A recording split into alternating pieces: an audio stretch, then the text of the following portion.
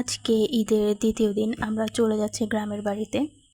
আমরা মূলত বিশেষ দিনগুলোতে গ্রামের বাড়িতে যাই, যেমন ঈদ করতে, কোনো মেহমান আসলে।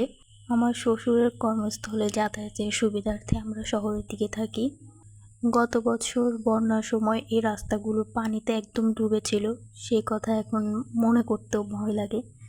বৃষ্টি আসলে এখন ফেনীর মানুষ আতঙ্কে থাকে। আল্লাহ সবাইকে হেফাজত করুক। আজকের ওয়েদারটা অনেক সুন্দর ছিল, আকাশটা জাস্ট দেখুন। গ্রামের বাড়িতে আমার খুবই ভালো লাগে, শহরের কোলাহল থেকে নিরিবিলি একটা পরিবেশ। তো এখানে হচ্ছে একটা ইটের ভাটা। আমাদের হচ্ছে কালকে বাড়িতে মেহমান আসবে, এই জন্য আমরা আজকে বাড়িতে চলে এসেছি। তো দেখতে দেখতে আমরা বাড়ির দিকে চলে আসলাম। এটা হচ্ছে আমাদের বাজার। আমার বাসা থেকে বাড়িতে থাকতে বেশি ভালো লাগে, চারদিক সবুজ গাছপালা।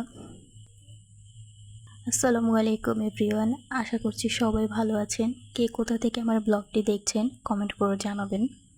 আপনাদের ঈদ কেমন কাটলো? কে ঢাকায় ঈদ করছেন বা কে শ্বশুরবাড়ি থেকে গ্রামে ঈদ করছেন জানাতে পারেন।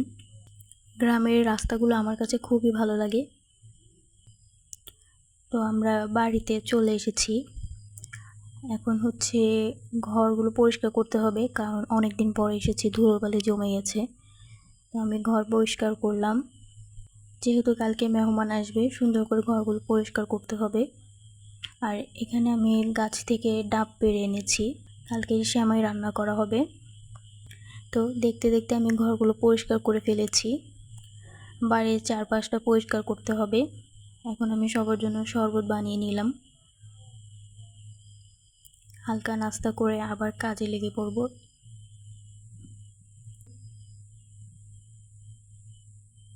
আমার শ্বশুরের ঘরটা আমি সুন্দর করে গুছিয়ে দিচ্ছি। সম্পূর্ণ ভিডিওটি দেখার জন্য ধন্যবাদ। আল্লাহ হাফেজ।